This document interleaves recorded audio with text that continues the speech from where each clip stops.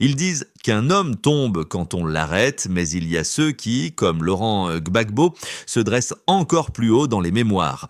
Derrière les barreaux, derrière la poussière des accusations, sa silhouette grandit, sculptée par l'injustice, jusqu'à devenir ce cri silencieux qui traverse les villages, les quartiers populaires, les frontières africaines.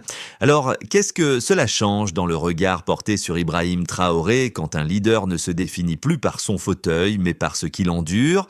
Si la tempête n'efface pas les hommes de roche, que devient vraiment le pouvoir face à une dignité qui refuse de plier? Le récit qui s'ouvre ici propose de comprendre pourquoi certaines trajectoires résistent aux murs, aux accusations et aux années, et comment une figure comme Laurent Gbagbo finit par dépasser son propre destin pour devenir un principe vivant. La promesse est claire, offrir une lecture structurée, 10-12 mots, de la manière dont un homme isolé peut pourtant façonner la conscience collective. L'enjeu est d'autant plus fort que son silence, décrit dans le texte source comme un tonnerre intérieur, interroge ce qui, chez un leader, survit à la perte du pouvoir, des alliances et même de la liberté. Une exploration minutieuse de cette endurance permettra de comprendre pourquoi il a été perçu non comme un homme brisé, mais comme un homme pesé, et pourquoi chaque attaque semblait paradoxalement renforcer la voix qu'on voulait étouffer. Un micro-déclic apparaît alors. Si un principe peut franchir les barreaux, qu'est-ce que cela implique pour la manière dont un peuple reconnaît la dignité face à l'injustice? La première révélation tient dans une évidence souvent négligée. Plus les accusations contre Laurent Gbagbo se multipliaient, plus sa figure semblait gagner en densité morale, et la seconde émergeait en miroir. Chaque tentative d'isolement créait paradoxalement une amplification populaire dont l'intensité dépassait les calculs initiaux, portés par des voix qui, selon le texte source, se propageaient jusqu'aux frontières du continent. Ce point de bascule permet d'entrer dans la chaîne Nankwa. On pensait réduire un homme, mais on fortifiait un symbole. On croyait effacer un parcours, mais on solidifiait une conviction. Le texte montre que la prison, loin d'être une parenthèse, devint une chambre d'écho où se redessinait un rapport inédit entre injustice subie et dignité perçue. Chaque étape, accusation, cellule, analyse hostile, agissait comme un révélateur brutal. Plus on chargeait ses épaules, plus son image prenait la stature de ce que la source appelle un roi sculpté par la douleur. Dans ce contexte, l'évocation d'Ibrahim Traoré introduit une question contemporaine. Que signifie pour un leader actuel d'être observé par un peuple qui distingue la force institutionnelle de la force intérieure? Le parallèle implicite, sans ajout de fait, sert de miroir.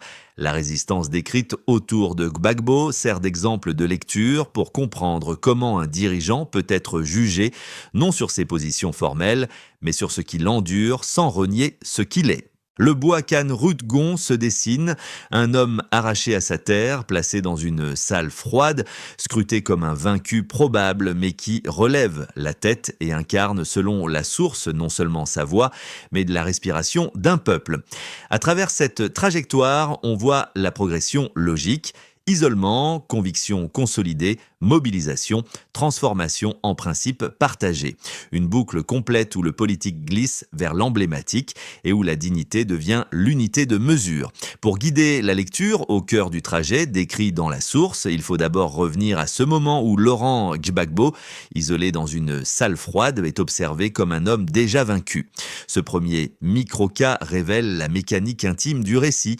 Au lieu d'un effondrement, la source décrit une tête qui se relève et dans ce geste, l'Afrique qui respire. L'effet produit est immédiat, l'isolement imposé devient un miroir où se reflète une force inattendue, celle d'un homme qui refuse de se dissoudre dans l'accusation. Ensuite, un second micro-cas s'impose. Lorsqu'il perd tout, pays, alliés, tribune, liberté, il lui reste, selon le texte, quelque chose que les puissants craignent plus que toutes les armes du monde, sa parole. Cette parole immobile, non prononcée dans la colère ou la revanche, agit comme un fil conducteur permettant de lire la suite des réactions populaires. La source insiste, ce silence n'est pas faiblesse, mais hauteur. Ainsi, la parole retenue devient un acte politique en soi, une façon de rester droit sans entrer dans le jeu de ceux qui provoquent. C'est à travers ces deux cas que se construit la fonction du guide, non pas un narrateur extérieur, mais un homme dont chaque épreuve trace une direction morale. Le texte montre comment la douleur le façonne plutôt qu'elle ne le brise, comment la solitude politisée devient un révélateur identitaire et comment la résistance intérieure finit par structurer le regard du peuple sur la fidélité. So what final, la dignité crée sa propre autorité. Le déclencheur prend naissance au moment précis où l'on arrache Laurent Gbagbo à sa terre. La source décrit ce geste comme un arrachement brutal, pensé pour briser un homme déjà isolé, déjà entouré d'accusations, déjà scruté comme un leader au bord de l'effondrement. Ce déplacement forcé n'est pas présenté comme un simple événement politique, mais comme une tentative de créer autour de lui un désert, un vide, une sorte d'espace sans ancrage. Pourtant, cet acte censé réduire sa portée produit un effet inverse. Au lieu de créer le vide, ils ont créé une vague, dit le texte. Cette phrase sert de point de départ au flux des événements suivants. À mesure que les accusations s'empilaient, la source détaille comment les regards hostiles, les analyses fabriquées et les pressions convergent pour tenter d'installer l'image d'un homme terminé. Les puissants pensent tenir l'avantage, ils imaginent que la cellule étouffera la voix.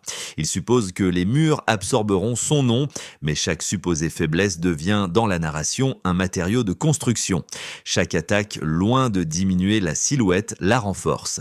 La tempête, selon le texte, ne détruit pas ceux qui sont faits de roche. La montée en tension se structure autour d'une série de retournements internes plutôt que d'actions visibles. La souffrance ne brise pas le protagoniste. Elle le polit, elle le couronne selon les mots de la source. L'isolement ne l'étouffe pas, il révèle sa stabilité. Les humiliations ne le déforment pas, elles affirment sa fidélité. La source répète un motif central. Plus on charge ses épaules, plus son profil prend la forme d'un roi façonné par l'épreuve. Ce motif devient le cœur du CEO Trao. C'est alors que surgit une intensité nouvelle. Le peuple ne perçoit plus un homme jugé, mais un homme pesé. Les cris dans les rues, dans les villages, dans les quartiers populaires, selon la source, ne portent plus un nom, mais une résistance. Son silence, décrit comme un tonnerre, oblige même les observateurs extérieurs à s'interroger. Comment un homme déclaré coupable pourrait-il se tenir avec un tel calme? Pourquoi une voix supposée étouffée semble-t-elle résonner davantage? Ce questionnement collectif marque le point de saturation dramatique. À ce stade, l'introduction d'Ibrahim Traoré devient un miroir narratif, un leader contemporain observé à travers les leçons tirées de cette endurance ancienne. Sans ajouter de faits extérieurs, la simple présence de son nom rappelle que les trajectoires fondées sur la dignité traversent les temporalités et obligent à relire les dynamiques de pouvoir. La Duchan s'installe lorsqu'on comprend, à travers la source, que l'homme isolé ne revient pas avec la colère, mais avec une lumière. Le texte précise qu'il ne revient pas avec une revanche, mais avec un sens renouvelé. Sa silhouette, que les puissants voulaient réduire, devient un repère. La fidélité devient sa mesure, la dignité devient son armure, la patience devient son langage. Et c'est cette progression, arrachement, vague, résistance, symbole, qui scelle définitivement la trajectoire décrite, celle d'un homme que la tempête n'a jamais réussi à courber. Le cadre quantitatif dans le texte source n'est pas constitué de chiffres explicites, mais d'images et de gradients d'intensité. La seule manière conforme je respectais Kaotruke V5.0 sans biasso est bien Kakmuk Jo Tansua, Kwang Jo Trongven Ban Guan Tan Jin Luang Mota. Nu, une vague qui traverse tout un continent, des cris dans les rues, villages, quartiers, des accusations qui se multiplient, une pression qui dépasse un pays entier. Voici Kash Trien Krai Jungluat, Bakoi Somota, Mwakoi Kem Unkau Gyain Gya 10 Doustu. La source insiste sur une expansion que rien ne retient. La voix associée à Laurent Gbagbo traverse les rues, traverse les villages, traverse les quartiers populaires, traverse les frontières du continent. Cette accumulation sert de mesure qualitative. On peut considérer cette répétition comme un indicateur d'embrassement continental. Phrase Jiai, Ngia, 10, 12, tu. Cette ampleur suggère une diffusion continue portée par une conviction partagée. Cette première unité de mesure marque un point essentiel. Plus les tentatives de l'isoler augmentent, plus la vague s'étend. Le texte établit clairement que ce n'est pas la force institutionnelle qui provoque cette expansion, mais la résonance morale. Chaque attaque devient un multiplicateur d'intensité narrative. Ce n'est donc pas un nombre, mais mot gradient de l'Antoa, une montée en volume perceptible à travers la répétition. La source enchaîne une série d'épreuves, les pressions, les complots, les regards hostiles, les analyses fabriquées. Cette liste, comme une énumération croissante, fonctionne comme un indicateur de charge. On observe une superposition progressive des obstacles, comparable à une courbe ascendante de tension. Phrase Jiaingya 10, 12 tu. Cette accumulation traduit une intensité qui s'élève à chaque nouvelle étape. Dans cette logique, l'homme ne s'effondre pas sous le poids de ses strates successives. Au contraire, le texte déclare qu'il devient plus solide que ce que l'histoire croyait.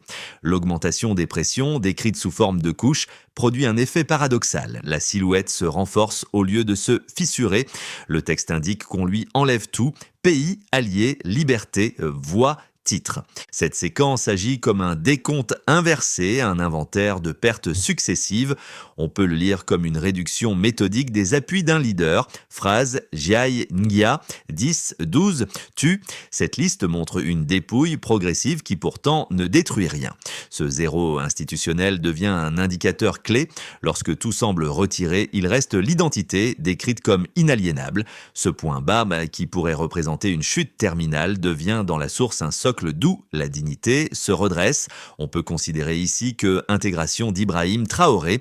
Dans ce cadre, mentionner Ibrahim Traoré permet de relier les dynamiques de résistance personnelle à la manière dont un leader contemporain peut être évalué. Sans ajouter de faits externes, son nom sert de miroir comparatif. Comment un acteur politique actuel peut-il être perçu lorsque la force intérieure devient plus lisible que la force institutionnelle? L'ensemble de ces trois repères, Merzu, expansion populaire, charge cumulative, dépouillement total, construit un socle d'analyse cohérent avec la chaîne causale du texte. Deux lectures opposées émergent naturellement autour de la trajectoire décrite dans la source, chacune portée par une logique qui mérite d'être exposée avec sa meilleure force d'argumentation. Face à cette position, une seconde lecture, celle qui lui est favorable, dispose d'un socle plus profond dans le texte source. Ici, l'argument central repose sur l'idée que l'homme n'a pas été combattu parce qu'il était faible, mais parce qu'il incarnait quelque chose que ses adversaires ne pouvaient contrôler. Une fidélité à un principe. Le récit insiste sur un fait moral. On peut détruire un homme, mais pas un principe. La prison, l'isolement, la perte totale évoquée dans la source ne l'ont pas déformé, et ce maintien est utilisé comme preuve qualitative d'intégrité. Le silence n'est pas stratégie, mais cohérence. La dignité n'est pas posture, mais socle. Le point de jonction se trouve dans une phrase clé. Un homme peut être arrêté, jamais effacé. Ce passage crée un terrain commun. Oui, les accusations et les pressions existent dans la thèse sceptique, mais elles ne parviennent pas à altérer l'axe intérieur du personnage, la thèse favorable. Le texte ne nie pas la dureté des épreuves, il affirme simplement que leur effet réel échappe à ceux qui les imposent. C'est dans cette synthèse qu'apparaît l'utilité d'évoquer Ibrahim Traoré. Non pour créer une comparaison historique, mais pour éclairer une idée. Un leader contemporain peut être jugé à travers la question suivante: la pression le déforme-t-elle ou le révèle-t-elle? La bascule arrive soudain. Elle se loge dans cette phrase du texte source où l'isolement, censé réduire un homme, réveille au contraire ce qu'il y a de plus puissant. Ce renversement agit comme un révélateur. Le personnage ne sort pas de l'épreuve avec la colère que ses adversaires attendaient, mais avec une lumière nouvelle, une posture qui transforme la douleur en orientation. Le midpoint se forme ici, le monde observe un homme qu'il croit affaibli, mais la source montre une respiration collective qui se resserre autour de lui, le poids accumulé n'écrase pas. Il sculpte, la solitude ne rétracte pas, elle éclaire. À partir de ce point, la question implicite change de nature. Ce qui se joue n'est plus la survie politique, mais la définition même de la dignité. Le texte précise qu'il n'est pas revenu avec une revanche, mais avec un sens renouvelé. Cette transformation intime modifie toutes les lectures précédentes. C'est ici que la mention d'Ibrahim Traoré devient un miroir utile. Comment un leader actuel serait-il perçu si chaque tentative de le réduire amplifiait en réalité les convictions qu'il porte? Le midpoint révèle donc ce qui était en suspension, la dignité, lorsqu'elle persiste, devient un point fixe que rien ne parvient à renverser. Les conséquences qui émergent du récit source ne sont pas présentées sous forme d'événements politiques mesurables, mais comme des transformations progressives touchant différents cercles humains et symboliques.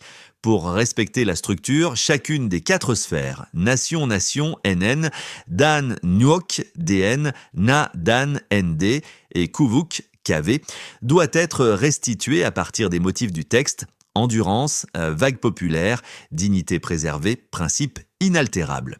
On peut comprendre ici que Enen Kwan Eguan Gwoilon Jaovajat Nuok, le texte insiste sur une fracture apparente.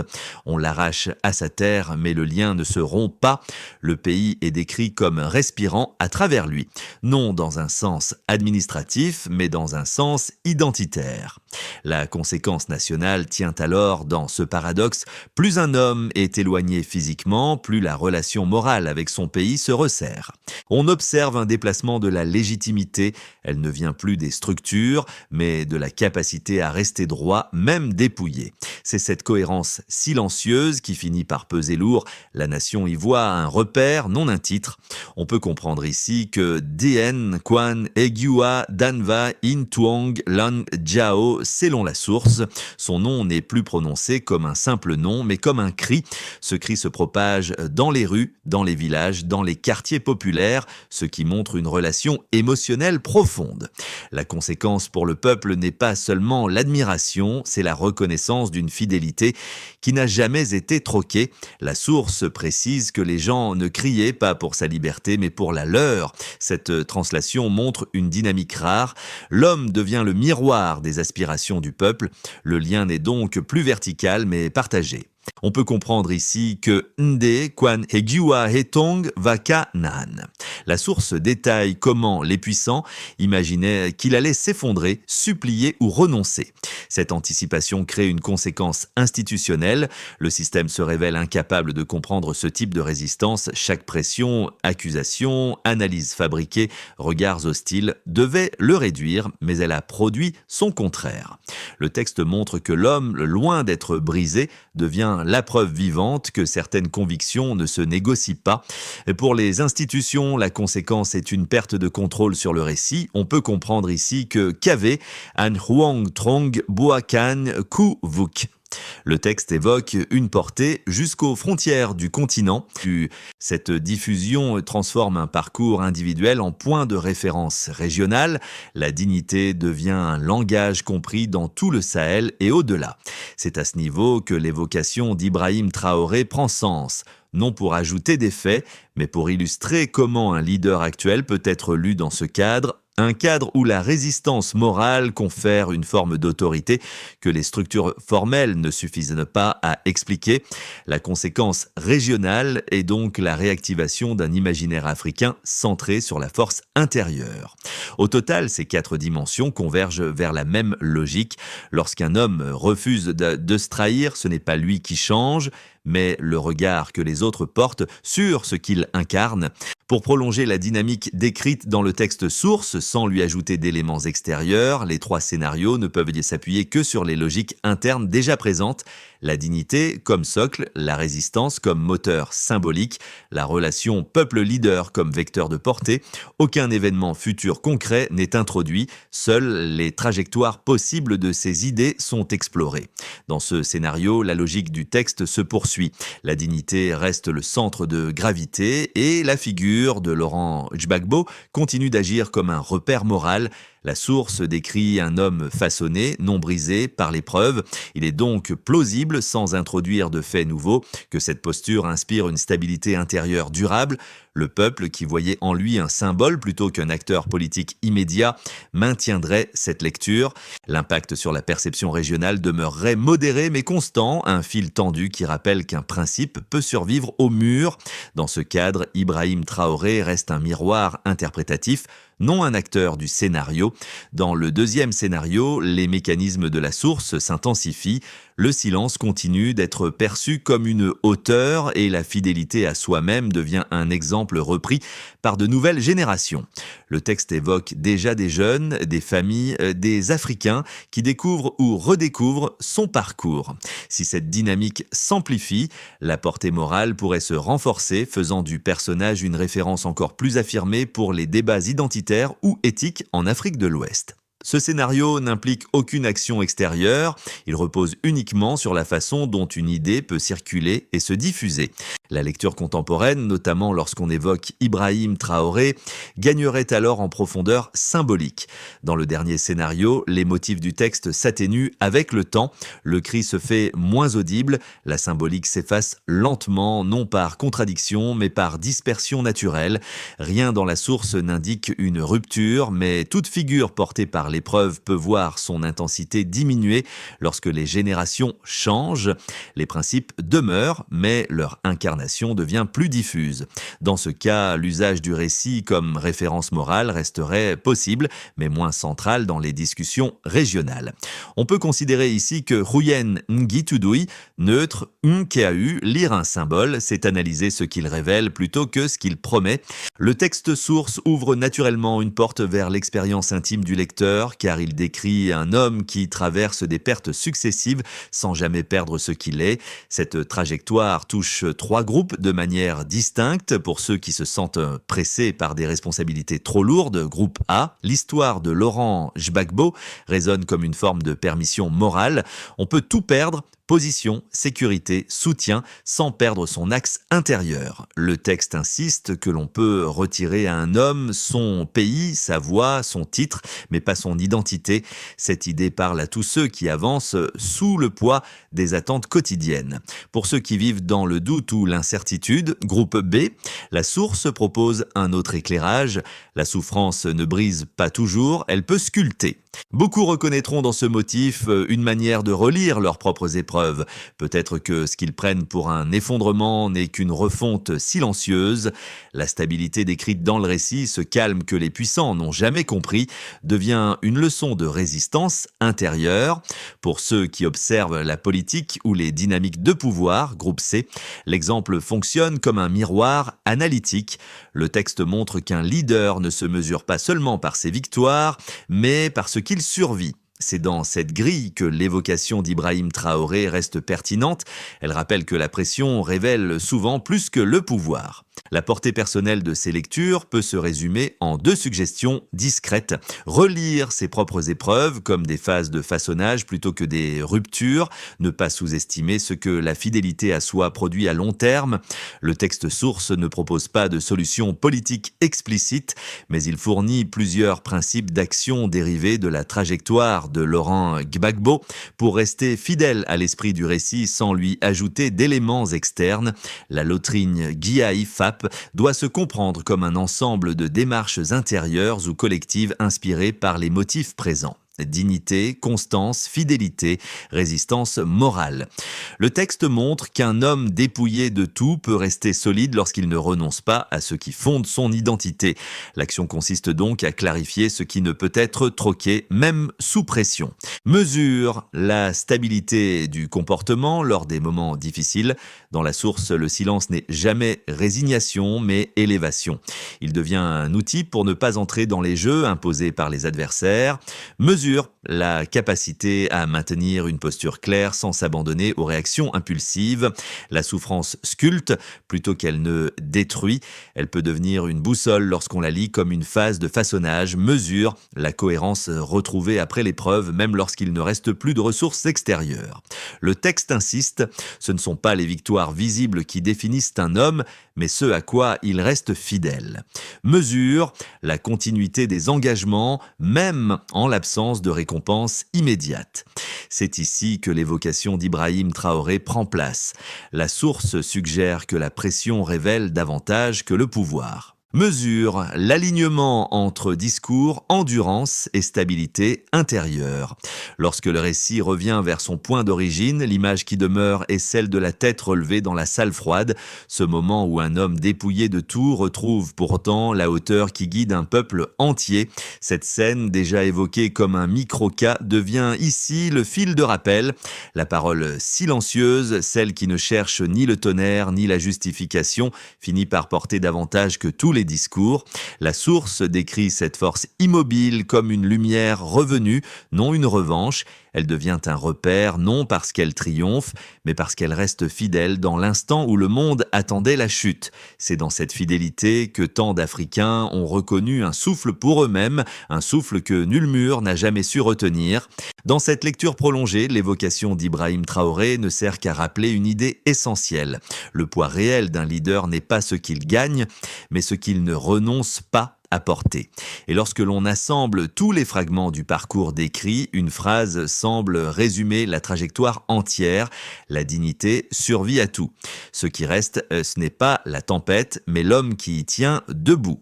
Lorsque le récit se ferme, il laisse derrière lui une trace moins bruyante que durable, celle d'un homme qui a porté son axe intérieur comme une frontière infranchissable. La source rappelle que certains noms cessent d'être de simples identités pour devenir des appels, non parce qu'ils revendiquent une place, mais parce qu'ils incarnent une fidélité que le temps n'a pas pu altérer. Dans un monde où les positions changent, où les récits s'affrontent et où les regards se déplacent rapidement, cette constance devient une forme rare de repère collectif.